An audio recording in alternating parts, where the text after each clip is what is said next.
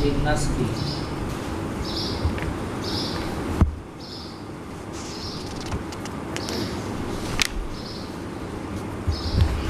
صلی اللہ علی نبینا الکریم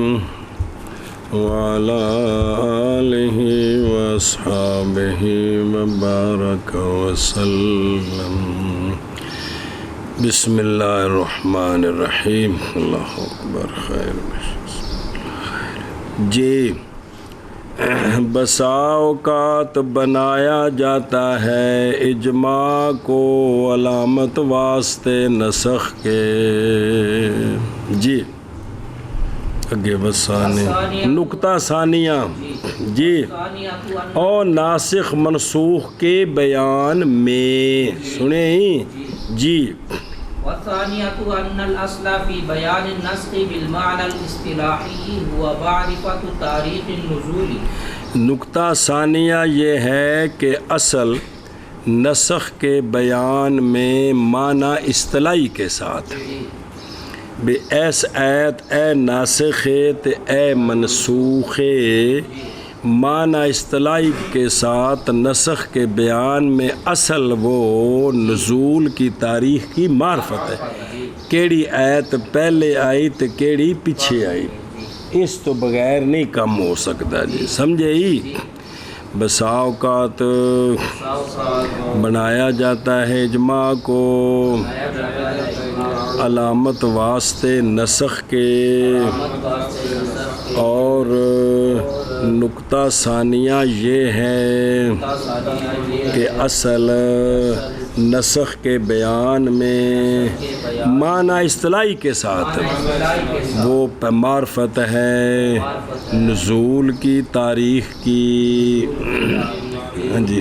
اوقات بنایا جاتا ہے اجماع کو علامت واسطے نسخ کے، اور نقطہ ثانیہ یہ ہے کہ اصل نسخ کے بیان میں معنی اصطلاحی کے ساتھ وہ نزول کی تاریخ کی معرفت ہے۔ وَلَكِنَّهُمْ رُبَمَا يَجْعَلُونَ إِجْمَاعَ السَّلَفِ الصَّالِحِ أَوْ اتِّفَاقَ جَمْهُورِ الْعُلَمَاءِ عَلَى شَيْءٍ عَلَامَةً لِلنَّسْخِ فَيَقُولُونَ بِهِ۔ لیکن مفسرین بسا اوقات بنا لیتے ہیں سلف صالح کے اجماع کو یا اجماع کو ایک شے پر علامت واسطے نسخ کے، اور وہ قول کر دیتے ہیں نسخ کا، یا بسا اوقات بنا لیتے ہیں جمہور علماء کے اتفاق کو علی شیئن، دو باری کیا بنا لیتے ہیں علامت واسطے نسخ کے، تو قول کر دیتے ہیں مفسرین کہ یہ آیت ناسخ ہے، یہ منسوخ ہے۔ جی سمجھے ہی؟ لیکن مفسرین بسا اوقات بناتے ہیں سلف صالح کے اجماع کو، ولا شہد نال بھی لانا ہے، یا جمہور علماء کے اتفاق علی شے کو کیا بناتے ہیں علامت نسخ کی، پس قول کر دیتے ہیں مفسرین نسخ کا۔ جی، اور لیکن مفسرین بسا اوقات بنا دیتے ہیں سلف صالح کے اجماع علی شے کو، کہتے کہ یار تیرا جمہور العلماء اپنی ٹیم دا دھیان کرا کر بھی، چونکہ یا جمہور العلماء اتفاق علی شے علامت واسطے نسخ کے، پس قول کر دیتے ہیں نسخ کا۔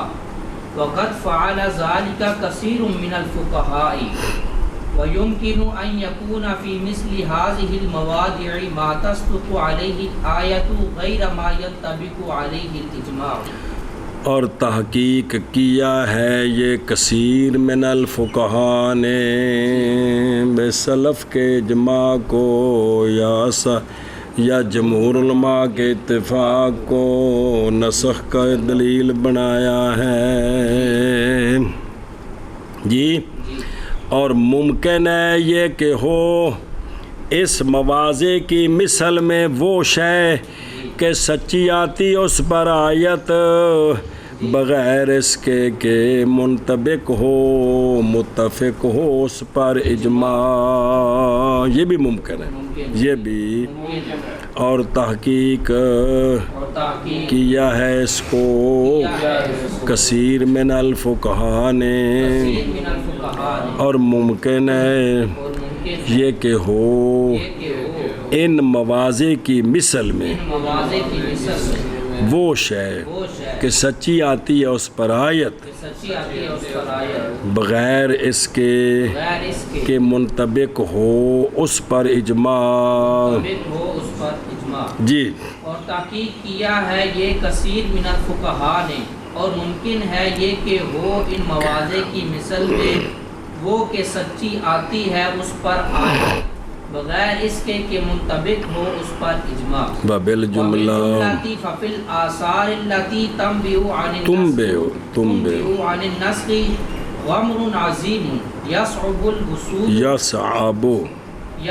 الوصول الى غوره۔ ہاں،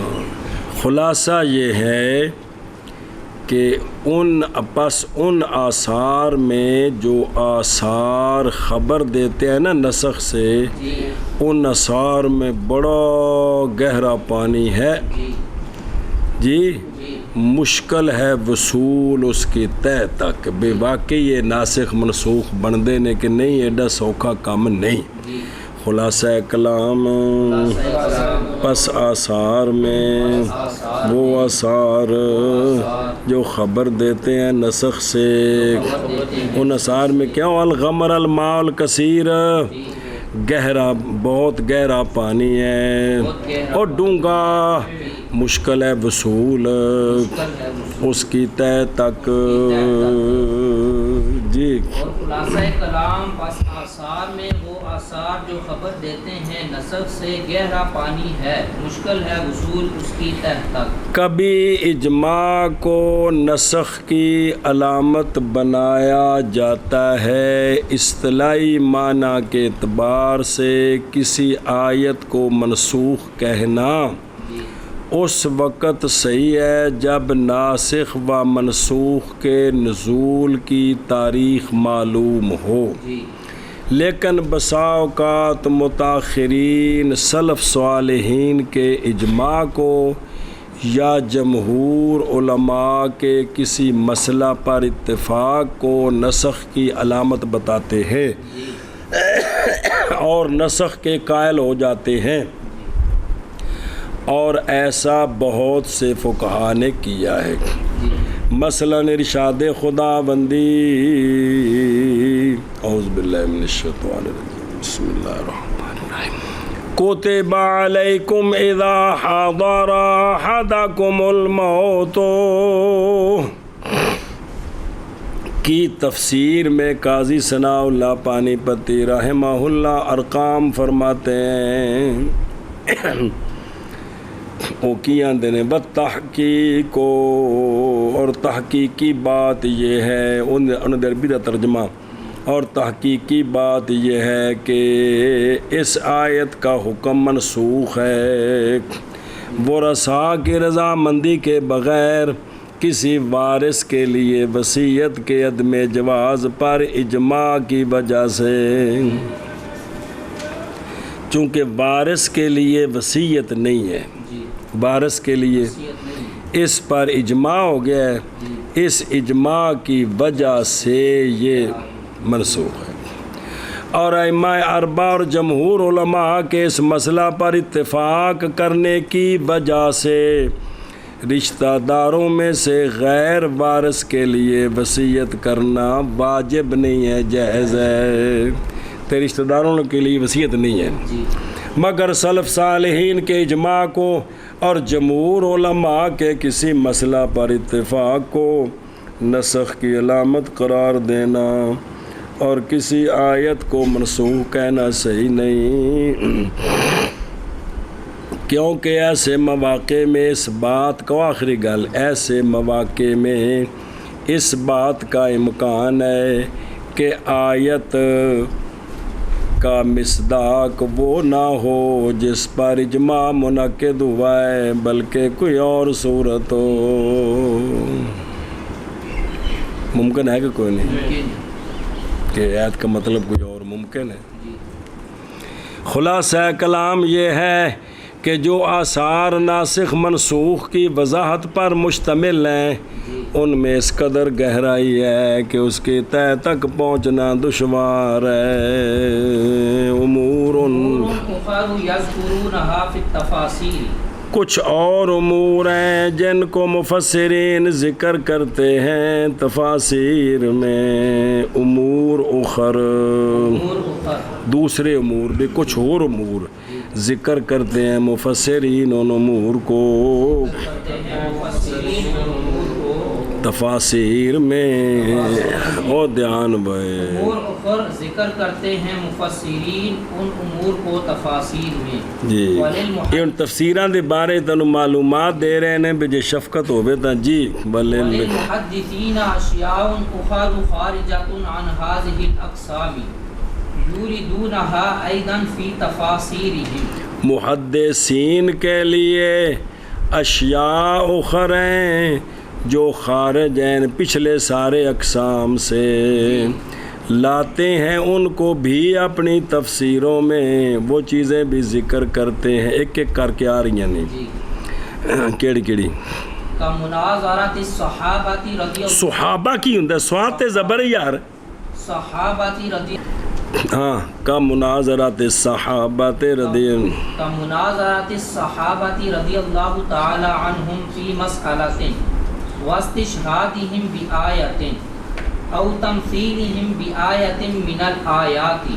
جیسا کہ صحابہ پاک رضی اللہ تعالیٰ عنہم کی کسی مسئلے میں بحث ہوئی، مناظرے کا یہ مطلب ہے، اور انہوں نے کسی آیت کو بطور دلیل پیش کر دیا، جی یا کسی آیت کو آیات سے انہوں نے بطور مثال پیش کیا، تو یہ جو صحابہ پاک سے منقول ہے مفسرین اس کو بھی نقل کرتے ہیں کہ فلاں مسئلے میں اختلاف ہوا تو فلاں صحابی نے اس موقع پر اپنے موقف پر یہ آیت پیش کی، اس آیت کو دلیل بنایا، تو ظاہر ہے ساڑھے کو تو تائیں گلاں پہنچ گیا بھی حدیث چون یا تفسیر چون، ویسے ساڑھے کو کیوں پہنچ رہی سن بھائی جیڑی جیڑی پہنچ گئی اس نال اساں اپنا جڑا نا بھی مسائل بدے نے جی اگے او تلاوت النبی صلی اللہ علیہ وسلم آیۃ من الآیات، یا جانے کائنات صلی اللہ علیہ وسلم نے کوئی گل کیتی تے سونیا نال آیت تلاوت فرمائی، کتنی حدیثاں میں موجود ہے، تو یہ بھی مفسرین محدثین ذکر کر دیتے ہیں کہ آپ صلی اللہ علیہ وسلم نے جب یہ بات کی تو سرکار نے ساتھ یہ آیت تلاوت فرمائی، یہ بھی تفسیروں میں ہوتا ہے جی اور روایت حدیث یوافق الآیت فی اصل معنی، یا ایسی حدیث ہے جو آیت کے اصل معنی میں موافق ہے تو اس آیت کے تاث اس حدیث کو بھی نقل کر دینا جی، یہ بھی کرتے تھے جی او طریق تلفظ بالنقل عن النبی صلی اللہ علیہ وسلم اب الصحابہ رضی اللہ تعالی عنہ، یا جانے کائنات علیہ الصلوۃ والسلام سے کسی لفظ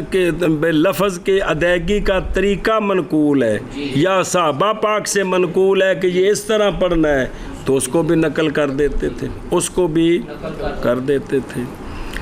چلو جی، اور محدثین کے لیے اشیاء اخر ہیں جو خارجہ ہیں ان اقسام سے، لاتے تھے وہ ان اشیاء کو بھی اپنی تفاسیر میں، جیسے صحابہ پاک رضی اللہ تعالیٰ عنہم کا مناظرہ کسی مسئلے میں اور دلیل پکڑنی ان کی کسی آیت کے ساتھ، یا بطور مثال پیش کرنا ان کا کسی آیت کو آیات سے، یا تلاوت فرمانا نبی پاک صلی اللہ علیہ وسلم کا کسی آیت کو،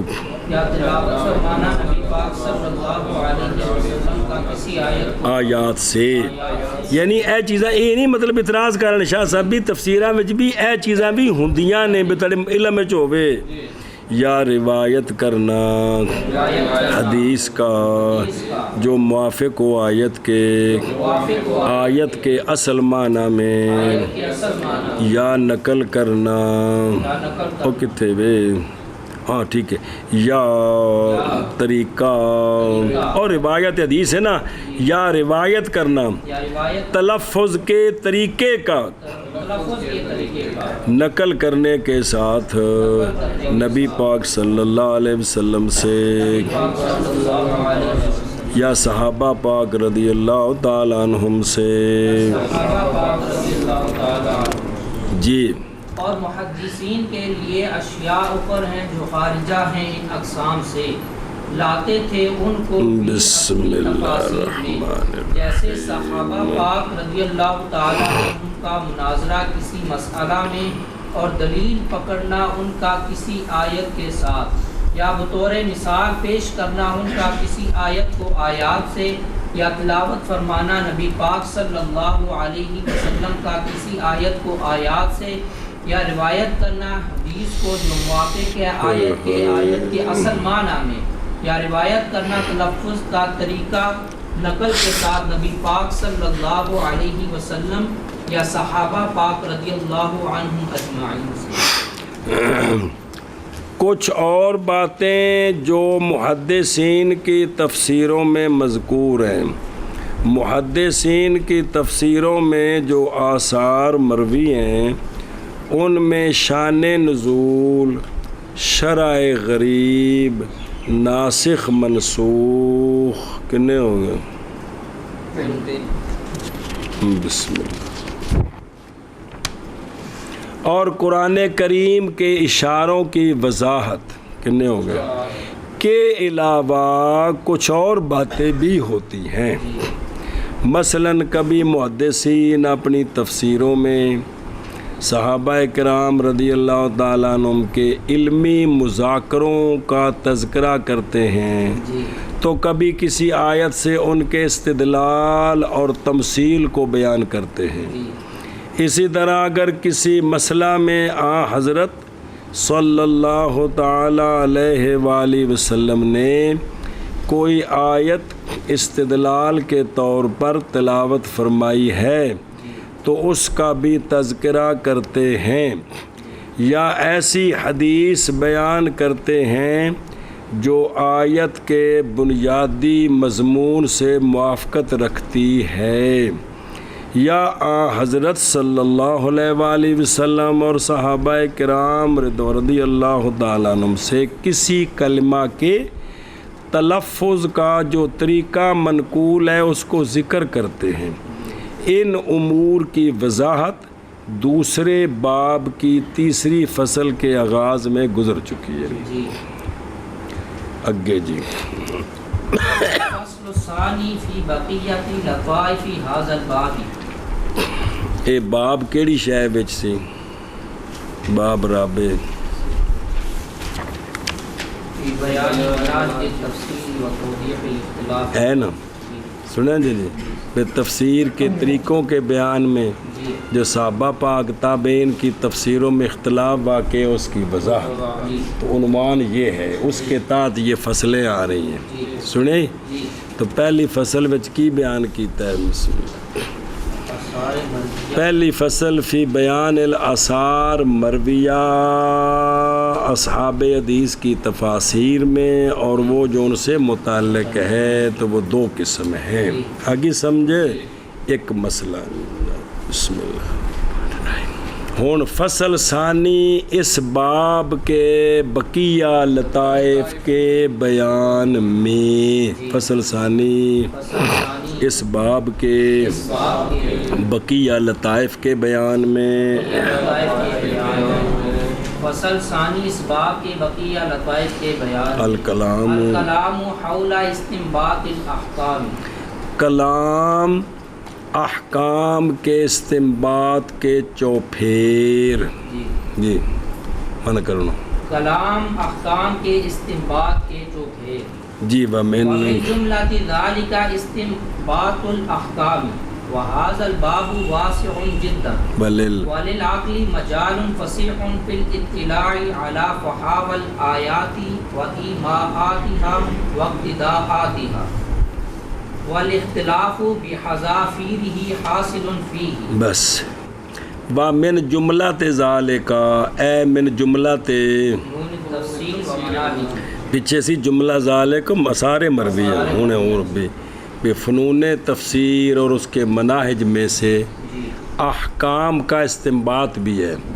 قرآن مجید کی آیات سے مسئلے مستنبط کرنے مسئلے بے اے کرنا ہے تے آ نہیں کرنا ہے کرنا کیڑے درجے دا تے نہیں کرنا کیڑے درجے دا گل بکھری ہے لیکن اے بھی کیے استنباط احکام بھی ایک اہم مسئلہ ہے قرآن مجید میں. سنیں پہ اس آیت سے یہ مسئلے ثابت ہوئے تو اس جملہ سے یعنی جملہ فنون تفسیر تے مناہج تفسیر سے احکام کا یہ باب بہت واسع ہے. عقل کے لیے مجال میدان ہے کھلا اطلاع پانے میں آیات کے فحاوا پر آیات کے ایماءات پر آیات کے اقتضاءات پر. سنیں جی اے آیت کی دے ایک ایس آیت دا چلاؤ کیے اشارہ کی دے ہو رہے ہے اس آیت دا مقتضا کیے ان ساریاں گلاں دی وجہ تو یہ میدان بہت وسیع ہے میدان بہت وسیع ہے. اور اختلاف بے حذافیر ہی حاصل فیہ اور اختلاف حذافیر دا معنی لکھے ہی بے اثر ہی اور اختلاف سارے کا سارا حاصل ہے اس میں کن میں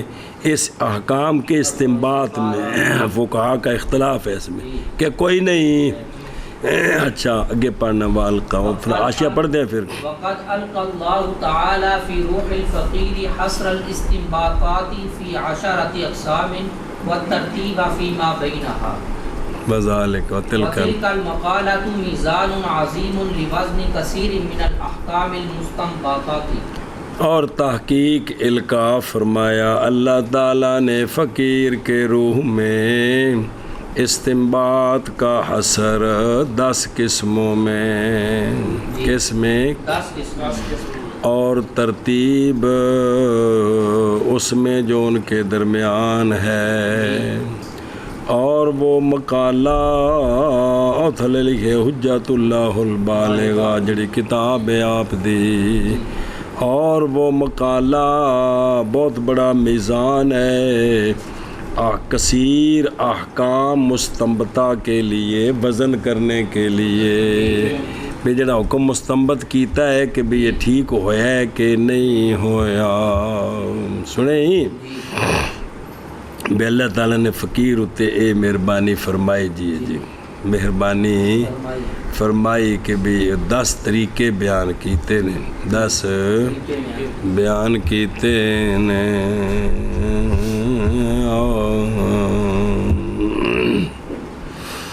چلو جی اور ویکھنا او فہوا کی معنی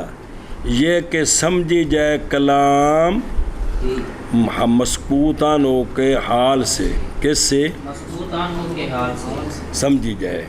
پہ واسطہ تے معنی حاصل علی الحکم جیسے یعنی ایک گل ذکر ہے تو ان دے کو دوجی خود سمجھ آ گئے جیسے اللہ تعالیٰ فرمایا لا تقل لہما اف اب اس سے سمجھ آ گیا کہ مارنا بطریقے اولا حرام ہے جدوں لفظ غلط بولنا ٹھیک نہیں تے باقی تے گستاخیاں بطریقے اولا حرام نے. او ایماءات ایماء یہ کہ ہو مقصود کی ادائیگی عبارات کے ساتھ جی بمقابلہ اعتبارات مناسبہ کے جیسے مقید کرنا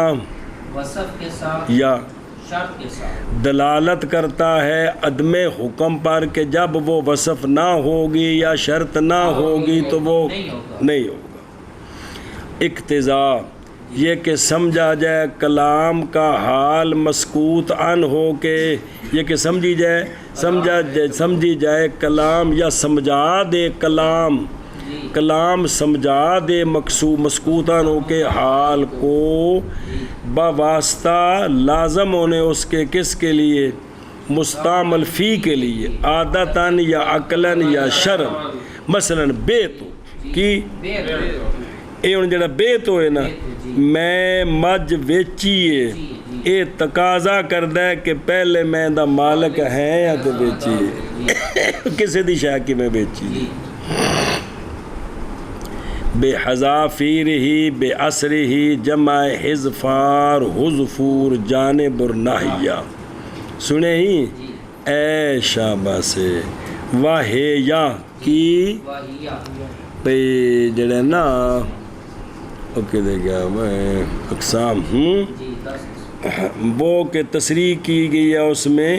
بثبوت الحکم للموضوع لا عینن سیک الکلام لأجلہ 2 3 4 ما عود ما فی احد القیود ثلاثہ 5واں فہوا 6واں اقتضاء 7واں ایما 8واں درج فی العموم 9واں استدلال بالملازمہ والمنافات 10واں قیاس۔ اے طریقے نے تے حجت البالغہ وچ وضاحت کی تھی بابیرت نال مثالاں دتیاں نے جی،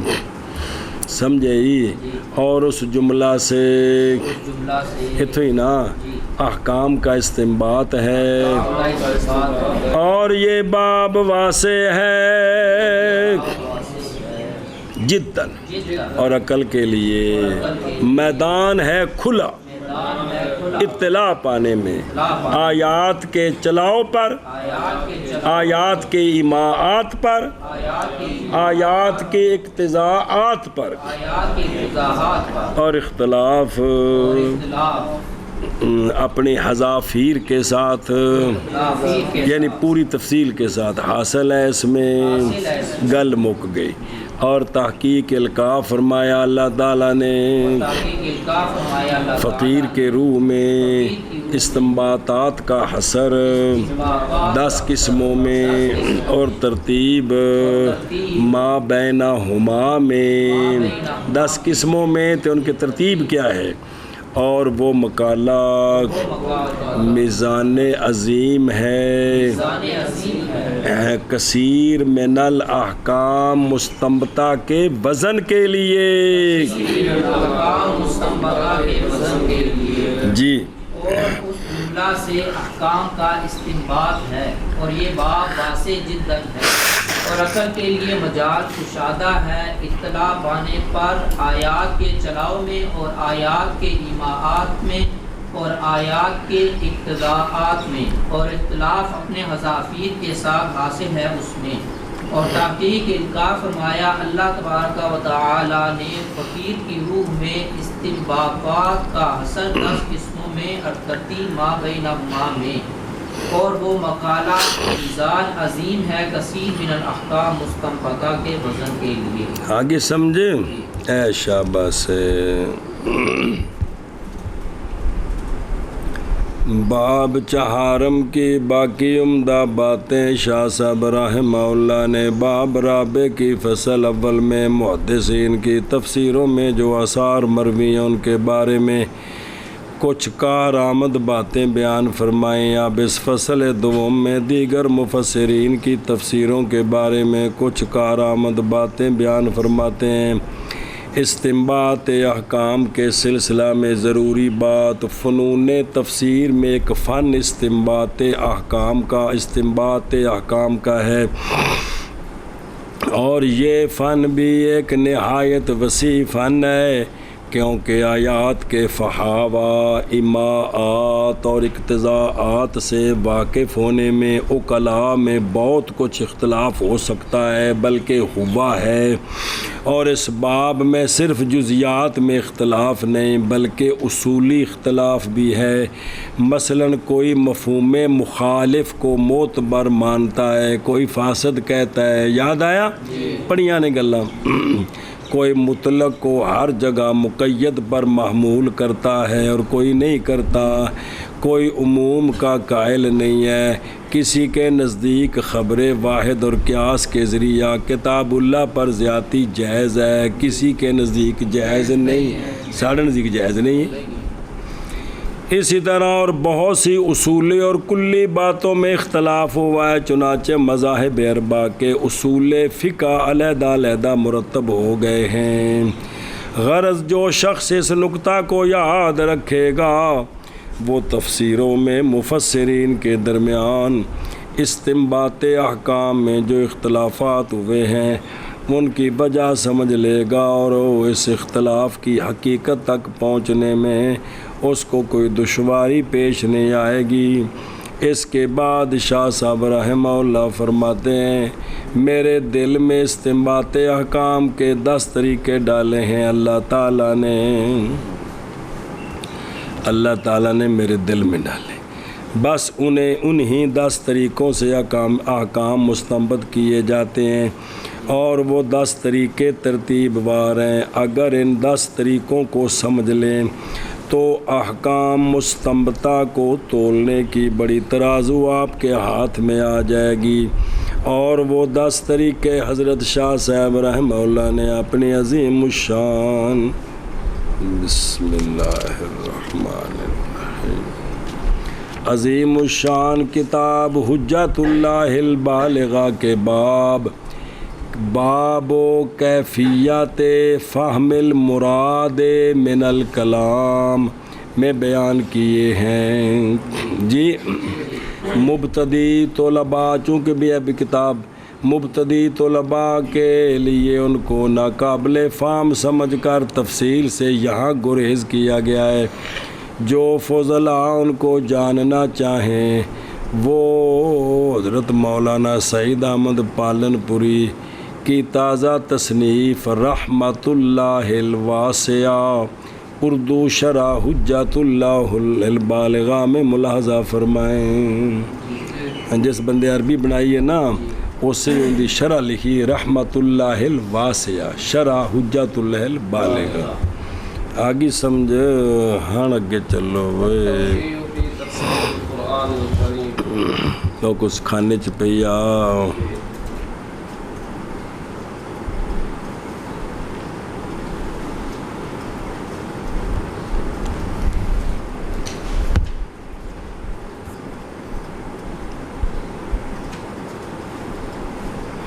ایک منٹ۔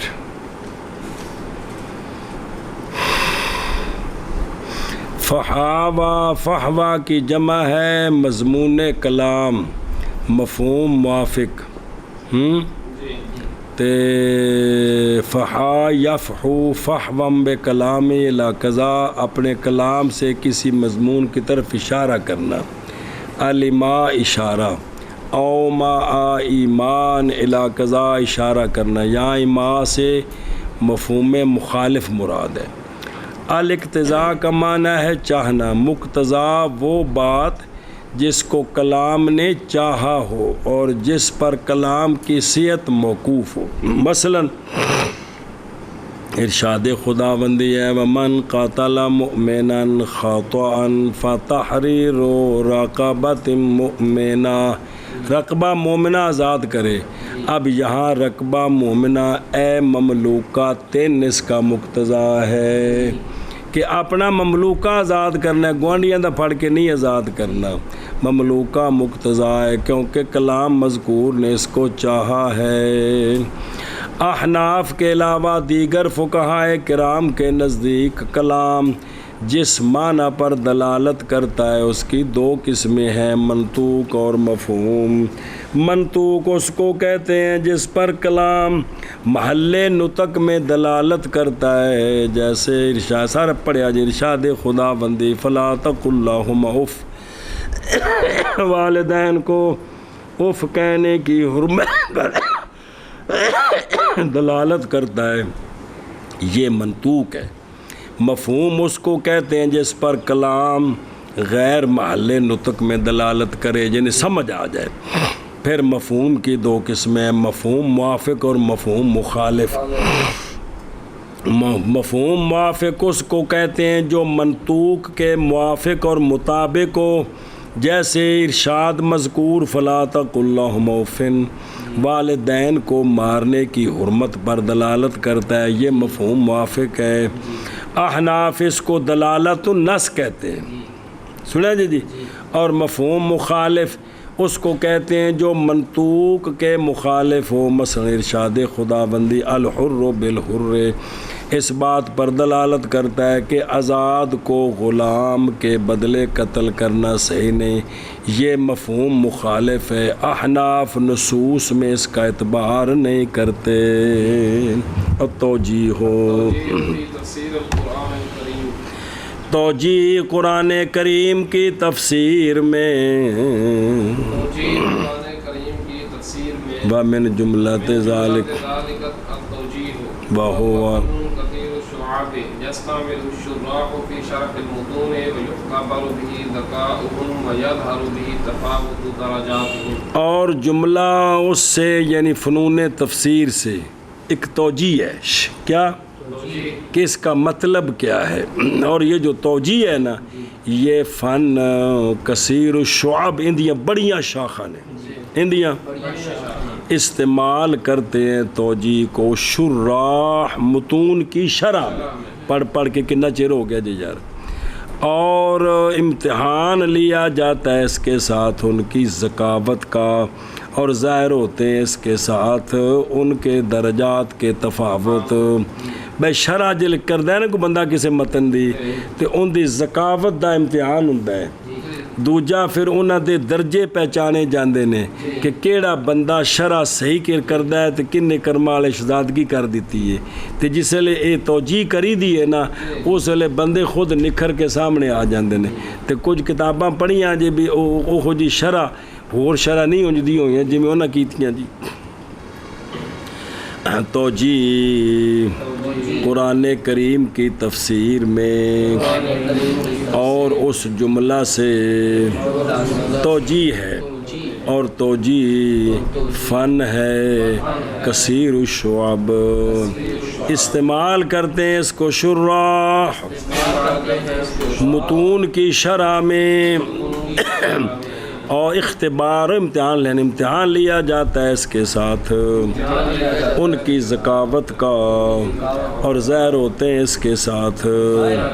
اجل توجیہ کرنی انہیں شرح کرنی تھا، تفاوت ان کے درجات کے۔ شب توجیہ قرآن کریم کی تفسیر میں اور ان جملہ سے توجیہ ہے، اور توجیہ فن کثیر الشعب ہے، استعمال کرتے ہیں او شعب شعب بشاخ، استعمال کرتے ہیں شراح متون کی شرح میں، اور امتحان لیا جاتا ہے اس کے ساتھ شراح کی ثقافت کا، اور ظاہر ہوتا ہے اس کے ساتھ ان کی درجات کا۔ بسم اللہ ہون ایک ایک وقد تکلم الصحابۃ رضی اللہ تعالی عنہم فإن لم تكن أصول التوجيه منقحة في عصرهم في توجيه الآيات الكريمة أكثر منه۔ تحقیق کلام کی ہے صحابہ پاک رضی اللہ تعالیٰ عنہم نے آیات کریمہ کی توجیہ میں، اور انہوں نے کثرت کی ہے اس کی۔ اے بچ ایک جملہ ہے کہ اس لئے توجیہ دے جڑے اصول نے بھی کنج کرنا ہے تو کی کرنا ہے، اے اجے اتنے منقع نہیں سنے، بعد فقہاء نے بنائے نا، لیکن صحابہ پاک کے زمانے میں آیات کی توجیہ میں انہوں نے کلام کیا ہے، اور اس میں کثرت سے کلام کیا ہے کہ اس آیت کا یہ مطلب ہے، اس آیت کا یہ مطلب ہے، اس آیت کا یہ مطلب ہے، سمجھ گئے ہیں۔ اور تحقیق کلام کیا ہے صحابہ پاک رضی اللہ تعالیٰ عنہم نے آیات کریمہ کی توجیہ میں آیات کریمہ اور کثرت کی ہے اس سے، اگرچہ نہیں تھے اصول توجیہ منقح ان کے زمانے میں، اور تنقید صاف کرنا بھی قوانین بنانے بعد وچ بنے نے جی۔ اور تحقیق کلام کیا ہے صحابہ پاک رضی اللہ تعالیٰ عنہ نے آیات کریمہ کی توجیہ میں اور کثرت کی ہے اس سے، اگرچہ نہیں تھے توجیہ کے اصول منقع ان کے زمانہ میں۔ ہاں وحقیقت التوجیہ انہ اذا وقعت صعوبۃ فی فہم کلام مؤلف یقف الشارح ہناک فیحل تلک الصعوبۃ۔ حل یحل، یحل ہونا حلال ہونا جی۔ اور توجیہ کی حقیقت کیا ہے؟ وہ یہ ہے کہ جب واقعہ ہو مصنف کے، مطلق عام گل کر رہے ہیں، مصنف کے کلام کے سمجھنے میں جب صعوبت واقعہ ہو جائے تو واقف ہوتا ہے شارع وہاں کہ اس کا مطلب کیا ہے، پس حل کرتا ہے اس صعوبت کو، حل کرتا ہے انہوں حل کرتا ہے تو انہوں نے واہ بشارے کمال کر دیتی ہے جی۔ اور توجیہ کی حقیقت بھی توجیہ ہے کیا؟ یہ ہے کہ جب واقعہ ہو جائے مؤلف کی کلام کے سمجھنے میں صعوبت اور مشکل تو واقف ہوتا ہے شارع وہاں، پس حل کرتا ہے اس صعوبت کو، چلو۔ اور حقیقت توجیہ کی یہ ہے کہ جب واقع ہو جائے صعوبت مؤلف کی کلام کے سمجھنے میں تو ٹھہرتا ہے شارع وہاں، پس حل کرتا ہے اس صعوبت کو جی۔ فلما لم تكن اذهان قراء الكتاب في مرتبة واحدة لم يكن التوجيه ايضا في مرتبة واحدة۔ جب کہ نہیں ہے کتاب، اور کوئی بھی کتاب، جب کہ نہیں ہے کتاب پڑھنے والوں کے ذہن ایک مرتبے میں تو نہ ہوگی توجیہ بھی ایک مرتبے میں جی۔ اور جب کہ ہیں، جب کہ نہیں ہیں کتاب پڑھنے والوں کے اذہان ایک مرتبے میں، کیوں بھی مرتبیوں مرتبانوں، نہ ہوگی توجیہ بھی ایک مرتبے میں جی۔ اور جب کہ نہیں ہے کتاب پڑھنے والوں کے اذہان ایک مرتبہ میں تو نہیں ہوگی توجیہ بھی ایک مرتبہ میں۔ فالتوجیہ بالنسبت الی المبتدئین غیر التوجیہ بالنسبت الی المنتہین۔ پس توجیہ بنسبت مبتدئین کے، یہ توجیہ غیر ہوگی اس توجیہ کے جو بنسبت منتہین کے ہے۔ سمجھ آگئی؟ بڑا اوکھا کام ہے۔ پس توجیہ بنسبت مبتدئین کے غیر ہے توجیہ کے بنسبت منتہین کے جی۔ پس توجیہ بنسبت مبتدئین کے غیر ہے توجیہ کا بنسبت منتہین کے۔ ربما يخطر ببال المنتهي صعوبة فهم فيحتاج إلى حل، مجهول فيحتاج إلى حلها فالمبتدئ غافل عنها بل لا يقدر أن يحيط بها۔ بساک از، کیونکہ بسا اوقات کھٹکتا ہے منتہی کے دل میں صعوبت، سمجھنے کی صعوبت کھٹکتی ہے، پس محتاج ہوتا ہے اس کے حل کی طرف بھی، اے جڑی گل کیتی ہے، اور مبتدی غافل ہوتا ہے اس صعوبت سے، بلکہ نئی قدرت رکھتا کہ سمجھ سکے اس صعوبت کو، ان دی اکھانی چ نہیں پیندی ہے جی، سمجھے پہ ہاں جی۔ کیونکہ بسا اوقات کھٹکتی ہے منتہی کے دل میں سمجھنے کی صعوبت پس محتاج ہوتا ہے اس کے حل کی طرف، اور مبتدی غافل ہوتا ہے اس صحبت سے، بلکہ نہیں قدرت رکھتا یہ کہ احاطہ کرے اس کا، احاطہ کا مطلب انہوں سمجھ سکے، انہوں قدرت ہی نہیں ہے۔ جی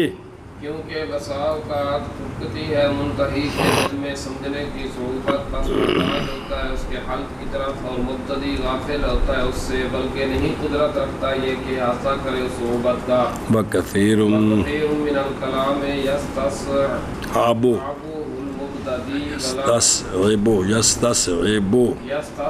المبتدی ولا يحصل في ذهن المنتهي شيء من الصعوبة هناك فالذي احاط بجواب بس اور بہت دفعہ کلام سے مشکل سمجھتا ہے اس کو مبتدی، اور نہیں حاصل ہوتی منتہی کے ذہن میں کوئی شے صحبت سے وہاں۔ یار تینوں یہ گل بھی نہیں سمجھ آتی پی، نہیں وہ یہ گل آتا ہے تینوں یار یہ بھی نہیں سمجھ آئی ہے، تو یہ فرق ہے جی، کی ہے فرق ہے جی۔ اور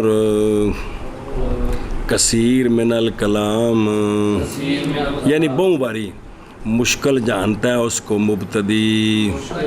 اور نہیں حاصل ہوتی منتہی کے ذہن میں کوئی شے صحبت سے وہاں، تے فرق ہوتا ہے جی۔ اور کثیر من الکلام مشکل جانتا ہے اس کو مبتدی، اور نہیں حاصل ہوتی منتہی کے ذہن میں کوئی شے صحبت سے وہاں۔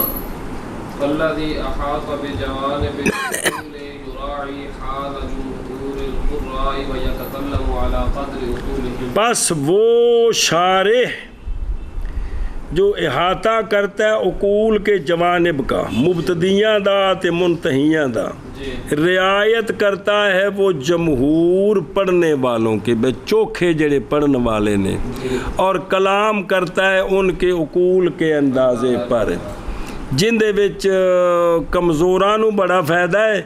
تے جڑے لائق نے وہ آندے نے بیندی اتنے وضاحت دی ضرورت کوئی نہیں سی، لیکن وہ سارے دے عقل دا لحاظ کر کے وہ گل وضاحت کیتی جاندی پہ سمجھ آ جائے سارے نوں، تے واقعی لحاظ سے نہیں ہونا چاہیے جی جی۔ اور بس وہ شارح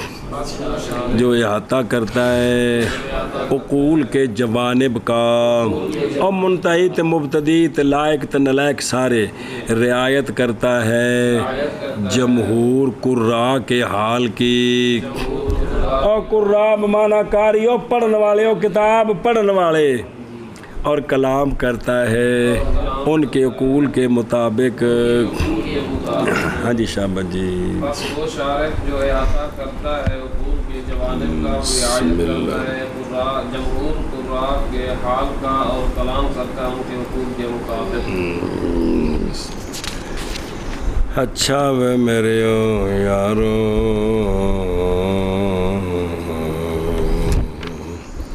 توجیہ کی حقیقت اور اس کے درجات۔ فنون تفسیر میں سے ایک فن توجیہ ہے، اور صحابہ کرام رضی اللہ تعالیٰ عنہ کے زمانہ میں اگرچہ توجیہ کے اصول بسم اللہ الرحمن منقح اور واضح نہیں تھے، مگر پھر بھی انہوں نے نظم قرآن کی بہت جگہ توجیہ فرمائی ہے۔ توجیہ کے معنی ہے کسی مصنف کا کلام سمجھنے میں جب دشواری